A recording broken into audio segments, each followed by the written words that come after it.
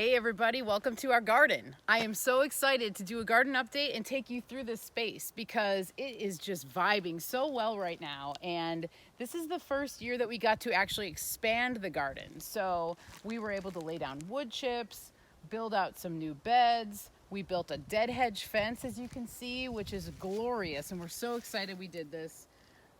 Mario came across all this information about people making dead hedges, and so we thought, well, why not? Let's give it a try. We're going to do a full video on that, though, by the end of the summer to show you guys the process, how it went for us, what we would do differently, and give you guys some tips for people who might want to make their own dead hedge. So, to the garden we go. We have glorious western coastal mugwort here that is doing really well and smells marvelous, and she is among the smoking tobacco that I started to grow this year. It's the first year we're growing smoking tobacco, but look at this huge leaf. Dr. Nib Signatures would say this is a lung remedy, so I would say that is pretty accurate, knowing that one of the ways to consume tobacco is to smoke it. But I'm very excited to actually use this as a medicine for infused oils and tinctures and salves this year and see how that all goes. So if we move up this way, we're going to come up onto our volunteer mullein, which mullein and the tobacco seem to be very great companion plants if you look at the structure of them. And tobacco grows very similarly to mullein in the way that there's one big tall stalk and then the leaves come off from it. And they're both lung remedies. So I find it very interesting that they're really commingling very well. We've got valerian root here. This is the first year I'm growing valerian root, so I'm very excited about that. Seems to be doing very healthily. The valerian too, it's like you usually don't harvest that till like the second or third year. First year, a lot of these plants are getting established, so you want to just give them that time to get their roots down, because valerian, you use the root for the medicine for the most part, unless you're making flower essences or something like that. So we're going to let that go and just allow it to flourish. We've got corn here, which is really beautiful. This is all sweet corn coming in really, really nice. Can't wait to harvest this and chow down on some of that. We also have right here some wax beans. So here's what we were trying to do, natural trellising as much as possible this year, as we were talking about with our fence. And these wax beans here, I'm growing for my grandma actually, because she said that she can never find wax beans anywhere, even at the store. And so I thought, well, I'm going to grow you wax beans. So they're coming in really nice. They have a beautiful pink flower.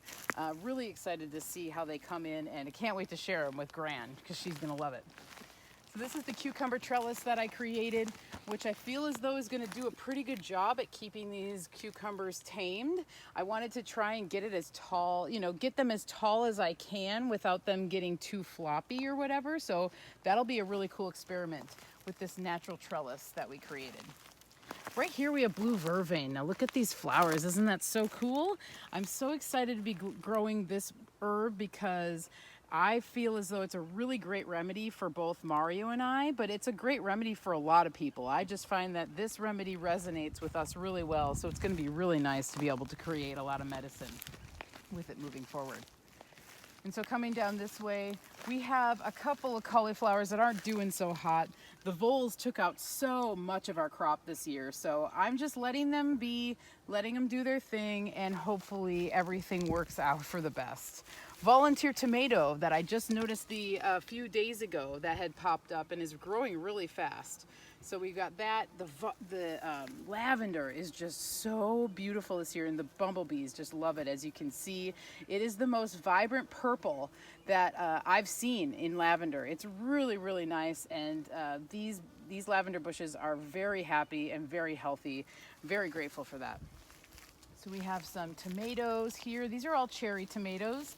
I might try and build a different type of trellis to do a vertical, but you know what? I might just do tomato cages one more year and see what happens. This here is another cauliflower that's actually doing really well. This is one that the voles left for us, so I'll take it and we'll see what we can make with everything.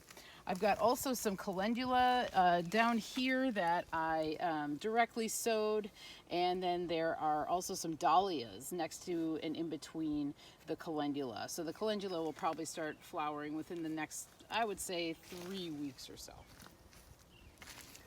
And coming up over here, and we can just look upward towards this bed, because here we start with green onions. So I directly sowed these green onions, and I gotta say, the seed packet was quite old, and I wasn't sure if they were actually gonna work, so I just laid them down, and lo and behold, here they are. So we have a bunch of green onions that are coming up. There's some basil. This bed was primarily cabbage, cauliflower, and broccoli, and like I said, the voles took almost everything, but the cabbages that you see left over, that's what they decided to leave for us. So in the place of all those things, I planted the basil, I planted more tobacco and the blue vervain. I also came over here and planted our opium poppies, which are so beautiful this year. This is the second year doing opium poppies, and I learned a few things about you can grow them a little closer together than what we did last year, and so I'm really happy to see how healthy these are. And I just have to say, look at how much this looks like lettuce. It's a very lettuce-like plant, and for people who know about pain-relieving plants, wild lettuce is sometimes compared to opium poppies in the way that you can create the same type of black tar-like medicine with the sap from wild lettuce. And so looking at these leaves and the structure of this plant, it looks very similar to that plant, but this is definitely opium poppy. Very happy about that. I planted some potatoes recently, so they just started coming up. That's really nice. The cannabis right here, I'm experimenting with an electroculture antenna just on this plant right here, just to see, and I have to say, it's doing really nicely. It looks very healthy and happy. I just trimmed her up a little bit yesterday so more sun can get in between those spaces, so this will be fun to experiment with. This here is a cilantro that's bolted, so we're just gonna let it go to flower and become delicious coriander, and then we can also harvest the seeds for next year. Rhubarb does really lovely here. We had some pretty great harvesting from the rhubarb. And then right here what you're seeing are just green beans that I planted. This was a whole trellis full of sugar snap peas that the voles ate. So I directly sowed these beans, and they seem to be doing very, very well. So I did a lot of dahlia flowers this year. So the dahlia, you can see right here, this nice white flower. They're so pretty, and I just really love how they grow. I love the structure and how even the buds look when you're waiting for them to open. Really nice, beautiful flower that has been attracting a lot of nice pollinators for sure. So when we come down the rest of this bed, everything coming down here, this was pretty much almost all lettuce. And again, the voles ate most of it. So I filled in the space. But a lot of this stuff came up by itself. Like you're seeing here, the scarlet amaranth, that came back from last year because it will self-seed. And you can use this as a cut flower. That's what I like to do with it. You can also use this as a means to make a natural dye. But I just think it's such a pretty, glorious plant to have in the garden. It adds so much personality to wherever you plant it. So it's just really nice to see how much it came up just right in this bed. It was very concentrated in this bed. So in between the lettuce, we've got some potatoes that were left over from last year. I went through and planted some flat leaf parsley. I planted basil in the places that were open. I lined this whole area of dahlias, but the voles seem to like dahlias too. But check out these two. These two are doing the best of all the dahlias. They are so healthy and happy right here. So it'll be really nice once they start to blossom. And, you know, this whole section where this amaranth was actually was all onion. It was white onion, Walla Walla onion, and it was also red onion. But those pesky voles, God, are they bold. They ate onions. So anyway, they ate them, but the amaranth came in its place. And I have to say, you know, one of the best pieces of advice I've been given for gardening is the moment you plant something, let it go, because you never know what's going to happen. And that lesson came through really strong this year. And so I had a moment of grieving for sure, because it was really devastating to come home and all that hard work had been eaten. But to see where we're at now, it's that constant reminder that you just have to keep going. And that's one of the biggest and greatest lessons I've learned from gardening and life in general, but particularly the aspect of patience as well. Because look at the amount of time you wait and all the work you do, you get the reward. Even if something has eaten some of your crop, or there's bugs or what have you, or there's weather, you just have to keep going because now we have all this other stuff to enjoy. So we can move up along here. We've got cabbages here that were left over. This is a Chinese aster flower, actually. This is the first year I'm growing these types of flowers, so really excited to see how these come in. I just love incorporating flowers in the food beds. I think it's a really good way to not only bring pollinators, but bring beauty, and then also kind of even protect the soil a little bit more. Over here, we have strawberries. Now we are at the end of our season here for strawberries, but boy, we got at least, I would say 15 to 18 pounds of strawberries. And we had a good time out here the other night just with some friends harvesting some of these strawberries, and they are so sweet. The very tail end harvest seems to just have the sweetest berries that are like candy, and so this is really fun to work with. And this end of the bed is a little more sparse. And the reason for that is because I planted asparagus. And so you can see the asparagus here. So this is the first year of this asparagus. So what you should do with asparagus is for the first year, just let it grow and then let it go to seed. Let it do its thing because it's spreading all of its roots underground here. And so next year we'll have a more abundant harvest, and then the following year we'll have another abundant harvest, and it'll just continue to produce. So word for the wise, asparagus can take over a bed. So just, be aware of that. And if you have to dig it up and move it, you can do that. Next to the asparagus here, we have bull's blood beets. So excited about these.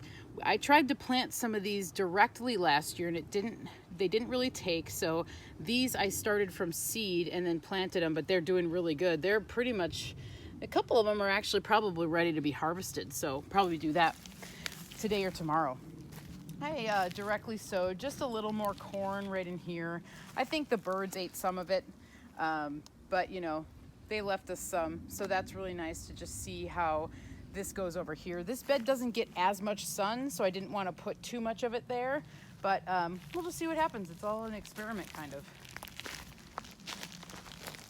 And so over here, this whole section I kind of just have reserved for medicinal and culinary herbs for the most part. Just because I really love to have this as a backdrop, so like more taller things can grow back here. So as you see, we have the Elecampane, which if you come over here and check out this flower, these flowers just started opening just over the last couple of days. So this is a lung remedy as well. We tend to have a lot of lung remedies around us, which is interesting because rest in peace, our man Carl, he had a lot of respiratory issues, and so a lot of my attention would be put towards lung remedies. And so the Elecampane was always a plant that he really resonated with and seemed to really help him a lot. So this is one that's near and dear to me. Elecampane is a plant where you're using the root, so I won't harvest any of this until the fall. But it's a beautiful flower to look at. You can even use them as cut flowers if you wanted to. Next to that is goldenrod as well. And we have this same setup on the other side, so we can go into that a little bit more as we walk down this way. Over here we have more blue vervain, which is just starting to go into flower, which is really exciting. This is a really nice time to start harvesting it, actually, to make tinctures. We have more dahlia flowers. We have a dill that came back from last year. I just harvested some of that and started drying it yesterday. And then if we come down here, we have tobacco. And then this here is a wasabi radish. and it didn't really seem to do well like underground for some reason. I'm not sure, but above ground, I mean, it's just a glorious flowering plant. So my logic with this one is to just allow it to go to seed, collect the seed, and I'm going to try and grow it again next year. And who knows, maybe I'll be able to dig up that radish at the end once it goes back, and it'll be delicious. Not sure, but it's the first year I've grown this. The voles ate one of these as well, which shocked me. And so coming down here, we have more cilantro that I let go, that I let to bolt so it went to flower to create seeds and coriander. And then this here, we have some tarragon. Isn't this beautiful? Oh my goodness, it just started flowering too. It's doing really, really well this year. Super nice. And then we have an Uller cat. This is Uller. All right, so over here we have the tallest electroculture antenna that I made this year. So the gauge on the wire is kind of small, so it's hard to see, but I do think that is definitely bringing in some great energy, specifically like looking at this tarragon compared to last year. It really is bringing the energy down, and it feels to me like it's just a grounding source for the garden. It's bringing in that positive energy, the ether energy that is around us at all times, and it's bringing it into the garden. And personally, I can feel it, and it's pretty awesome. So moving down here, I directly seeded some sunflowers that are starting to come up. So over in probably about a month, we'll be getting some nice sunflowers. We have some cilantro that's just absolutely delicious. Really been enjoying the cilantro this year. It's growing really well. Back here we have curly parsley, which is one of my favorite herbs. So that's doing decently well too. Spearmint always does well. I really separated this a lot because it was a lot bigger in the early spring because it just goes everywhere. So if you're growing mint in your garden, make sure you separate it every year. Otherwise, it will take over. But maybe if that's what you want, if you want it to take over, go for it. And then we have more cilantro over here in the back corner, more opium poppies. Seems as though something got to this one, but I was able to save it. And so I think it's still gonna come to flower, because if you come in here, you can see the flower bud of this poppy, and just, wow, it is such a cool plant. And I love how it hangs down like that. It kind of emanates. It's a doctrine of signatures of how opium can make someone feel just tired and maybe hunched over. And so it's really interesting to see that's how it starts its growth. And then back in this corner, this is milkweed back here. Now this is a total volunteer that came up last year, and it's so nice to see it have come back. It is such a beautiful flower. The butterflies really, really love it, but I just love looking at it. It feels like a cosmic sort of energy. Like there's a lot of star energy in this plant, to me, in my opinion. But yeah, what a glorious thing. And so, as I said, again, we have the same scheme going over here with the Elecampane and the goldenrod. But look at how tall this Elecampane is. This is the tallest it's ever been.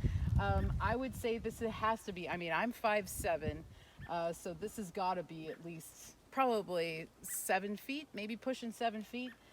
These have not yet opened, but I cannot wait for these to open, because what a glorious, glorious plant. Shout out to our friend Betty. Betty, if you watch this video, these are the plants you gave me about 5 years ago, and they just love it here in the gorge. We have some tomatoes that are on reserve in case I need to plant more. And then lastly, and we have a ladybug right here on the goldenrod. So this is the goldenrod. This will start flowering probably within the next week or so, I bet, maybe 2 weeks. This is such a lovely remedy that I really love. Lots of sun energy in here. Great diuretic for people who might be struggling with bladder, kidney, urinary tract issues. Gout is another thing that the goldenrod can be good for. But I mean, mostly too, I just love it for its golden beauty. So both of these have just a really nice yellow golden flower that comes. So both those corners are just like the golden corners of the garden. And it's quite glorious. And then lastly, we can come over here. So we did the cannabis outside of the garden this year. I mean, it's still in the garden, but outside of the garden beds, I should say. And I just ran irrigation through here. I just mulched this last week. And I just trimmed these up the other day. We were given a lot of plants this year. Some of them were in different stages. It's funny that this one is already going into flower, so I'm not quite sure. That's happened before, and then they usually just revert back to veg. But they're doing actually pretty good, especially since I put the mulch on them. Once I put the mulch down, they seemed to really perk up. So, as I munch on this cilantro, I just wanted to say thank you for coming to the garden with us. Thank you for sharing this time. I'm so excited for the harvest that's about to come up. There's so many herbs that are just about ready to be harvested to make medicine with, food that's going to be coming around. So thank you so much for spending some time with us in the garden. Cheers.